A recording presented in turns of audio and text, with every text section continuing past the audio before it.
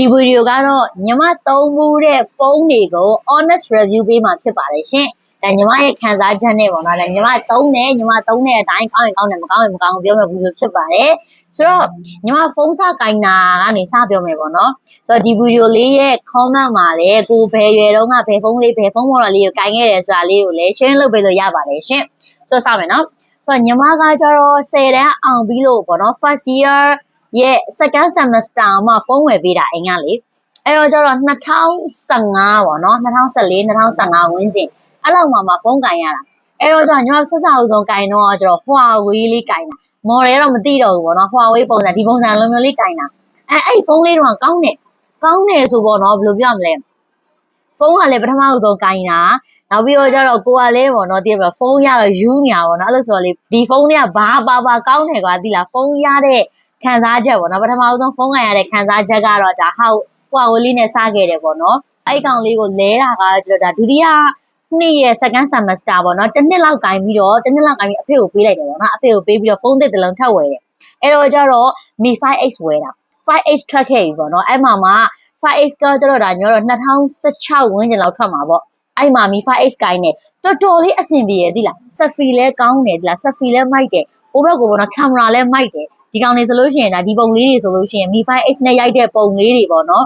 ညီမအဲ့တုန်းက Mi 5X ကိုတော်တော်ကင်လိုက်တယ်နှစ်ခွဲလောက်ကင်လိုက်တယ်ပေါ့နော်အဲ့ဒါမှတခါ Mi 5X ကနေပြီးတော့ပြောင်းတော့ကြတော့ဘယ်ရောက်သွားတာတော့ဆိုတော့ Note 8 Pro ရောက်သွားတာအဲ့တော့ကလေသီလားဖုန်းတွေကလေစထွက်တဲ့ model တွေမလို့လားမသိဘူးတော်တော်အကျန်းခံတယ်နော်သီလားအဲ့ညီမရဲ့ Note 8 Pro ဆိုညီမကကျောင်းတက်နေတော့ကင်တာဟို2019ဆိုတော့လေဆိုတော့ကိုဗစ်မတိုင်ခင်ပေါ့နော်အဲ့မှာတော့ကလေအဲ့ Note 8 Pro လေးဆိုခဏလွတ်ကြဘာမှမဖြစ်ဘူးသီလားခဏလွတ်ကြဒေါင်းနဲ့ကြဘာမှမဖြစ်ဘူးဟိုမှာလေရေတဲ့ပလုံဆိုကြပြန်ဆဲဘာမှမဖြစ်ဘူးစမ်းဟိုတဲ့ခဏထည့်လိုက်ပြီးရင်ပြန်ကောင်းသွားတာပဲNote 8 Pro ကိုင်ပြီးရဲ့နောက်မှာ Note 10 Pro လို့ကိုင်လိုက်တည်း Note 10 Pro ကမှ official global လုံးလေးပေါ့နော် Note 10 Pro ကြောက်လေတိတ်မကြိုက်ဘူး Note 8 Pro တော့တော်တော်ကြိုက်တယ်ညီမအဲ့ Note 8 Pro တော့ဆိုလို့ရှိရင်လေ Mobile Legends နေဆော့တယ်ចောင်းတော့ပေါ့နော် Mobile Legends ဆော့တယ်ပူတယ်ဒါပေမဲ့လို့ပူတာပဲအဲ့လိုဟိပါကြီးတက်တာပဲရှိတာပေါ့နော်ဘယ်လိုမျိုးလေဖုန်းညာဟန်တော့လေထစ်သွားတယ်မရှိဘူးပါသိလားဒါပေမဲ့အဲ့ Note 10 Pro ကြတော့လေဆိုတော့နော် Note 9 Pro ဂျားထဲမှာတစ်ခုခြားသေးရဲ့နော်ဆိုတော့ Note 8 Pro ကိုင်ပြီးတော့ကျတော့ Note 10 Pro ခုံလိုက်တာကွာအဲ့မှာအဆင်မပြေဘူးသိလား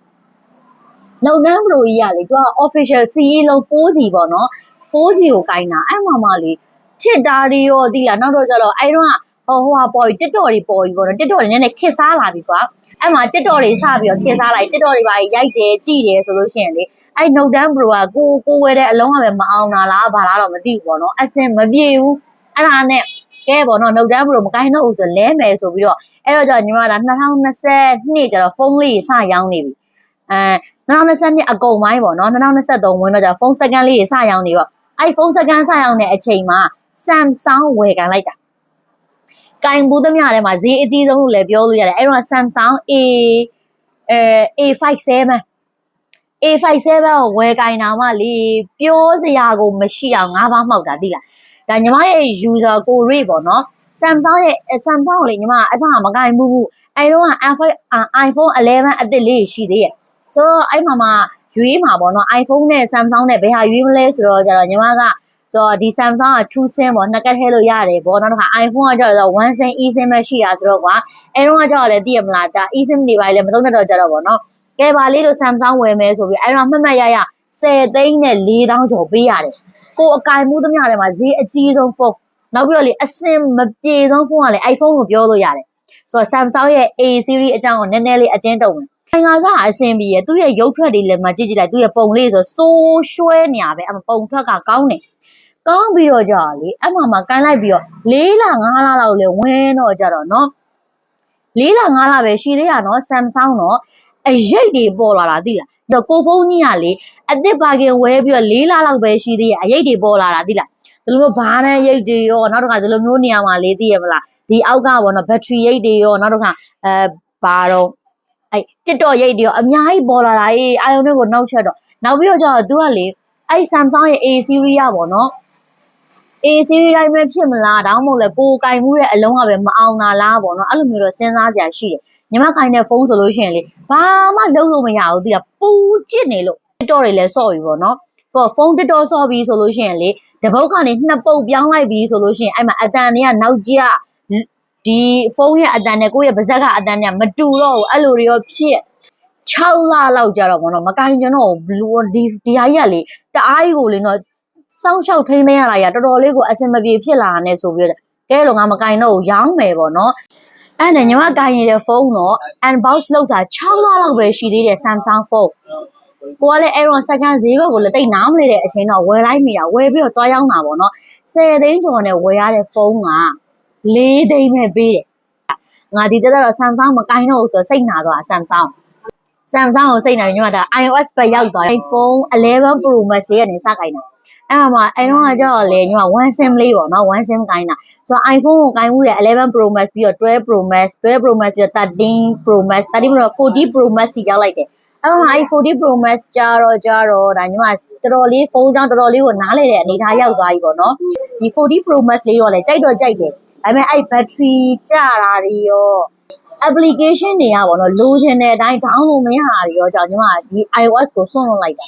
ဘယ်လိုညီမကျတော့သိရမလား video editing လုပ်နေတဲ့သူဆိုတော့ကြာလေအများနဲ့လည်းဝယ်မသုံးသေးဘူးကွာအဲ့တော့ကျတော့ဒီ CapCut တွေဘာတွေကပေါ့နော် CapCut Pro တွေဘာတွေကလေဒီ Google မှာတွားရိုက်ပြီးတော့ down တယ်ဆိုလို့ရှိရင်ဒါ free သုံးလို့ရတဲ့ application တွေရှိတယ်ဆိုတော့ photo editing တွေပေါ့နော်အဲ့ဒါတွေဆိုလို့ရှိရင်လေသူကဒီ iOS က down မရဘူးအဲ့ဟာတွေရောနောက်တော့ကျတော့ battery တစ်ချက်ပေါ့နော်ညီမကကျတော့လေ non-stop သုံးနေတဲ့သူဆိုတော့ကျတော့အဲ့ iPhone ကကျတော့ညီမတို့ဘက်မှာနေလဲပူတာဆိုတော့ပေါ့နော်သူကနေ့လည်နေခင်းနဲ့အားသွင်းမဝင်မှုအဲ့ iPhone ကလေ Samsung ဘက်ကိုရောက်သွားပြန်ရောက် Samsung ကျတော့လေပေါ့နော်ငါကိုင်းဒီမှာလန့်နေရပါတော့ကိုကလေအရိပ်ပေါ်မှာတွေရောတခါအစင်းထင်မှာတွေရောတခါသိမလား green error ဖြစ်မှာတွေရောဒါလန့်နေရလန့်ရင်းနဲ့မှာပေါ့နော်အခုဒီ video ရိုက်နေတဲ့ဖုန်းပေါ့နော် Samsung S24 Ultra ကိုဝယ်လိုက်တာအဲ့ဖုန်းလေးကအရင်နှစ်9လပိုင်းလောက်ကဝယ်တာအခုဆိုလို့ရှိရင်ဒါတစ်နှစ်ကျော်သွားပြီပေါ့နော်တစ်ခါမှမလဲတစ်ခါမှကိုမလဲတော့တာကြိုက်သွားတာပေါ့နော်အဲ့ A series ကိုင်ငယ်တုန်းကလေငါ Samsung ကိုတစ်သက်လုံးမကင်တော့တော့ဆုံးဖြတ်ထားတဲ့သူနော်အဲ့မှာ S series ကိုကင်ရတော့ကျတော့တော်တော်လေးအဆင်ပြေရသီလား Samsung ကလေတော်တော်ကိုအဆင်ပြေရနော် battery ဘိုင်းရောသီလား game ဘိုင်းညီမ game လက်ဆော့တယ် game ဘိုင်းတွေရောနောက်တစ်ခါလေအဲ့ video ဘိုင်း editing ဘိုင်းအကုန်လုံးကိုညီမနဲ့ကွက်တိကြတာပေါ့နော်ဆိုတော့ Samsung ခုလောလောဆယ်တော့ Samsung ရဲ့ S24 Ultra လေးကိုကင်နေတယ်ဆိုတော့လေအဲ့ကင်လာသမျှထဲမှာပေါ့နော်အဆင်အပြေဆုံးကတော့အခုကင်နေတဲ့ဖုန်းပဲတစ်နှစ်နဲ့5-6လလောက်ရှိပြီလုံးဝမလဲတော့ဘူးပေါ့နော်ဒီဖုန်းကြမှာပဲမပြေဆုံးကလည်း Samsung ပဲ Samsung မှာ A series ပေါ့နော်ကိုင်ခဲ့သမျှထဲမှာတော်တော်လေးကိုစိတ်ကင်စားအပေးဆုံးဖုန်းကိုပြောလို့ရတယ်အခု A series တွေကတော့ဘလို့နေလဲတော့မသိဘူးပေါ့နော်ဒါညီမ2022 3ဝန်းကျင်လောက်ကကိုင်ခဲ့တဲ့ A series ကတော့တော်တော်လေးကိုလက်လန်နေပေါ့နော်အခုဒီ Samsung ရဲ့ S series ကကြာလေလုံးဝ perfect ကိုယ့်အတွက်ပေါ့နော်လုံးဝ perfect ဖြစ်ပါတယ်ရှင်အခုကြည့်နေတဲ့အကိုတွေအမတွေထဲမှာလဲပေါ့နော်ကိုကိုင်ခဲ့ပထမဆုံးကိုင်ခဲ့တဲ့ဖုန်းလေးကဘယ်ဖုန်းလေးလဲအဲ့တော့အခုလောလောဆယ်ကိုင်နေတဲ့ဖုန်းကဘယ်ဖုန်းလဲကိုယ့်ရဲ့အကြိုက်ဆုံးဖုန်းလေးတွေကိုလည်း honest review လေးပေးလို့ရပါတယ်ရှင်နောက်တဲ့ဗီဒီယိုတွေမှာပြန်တွေ့ပါမယ်တဒါ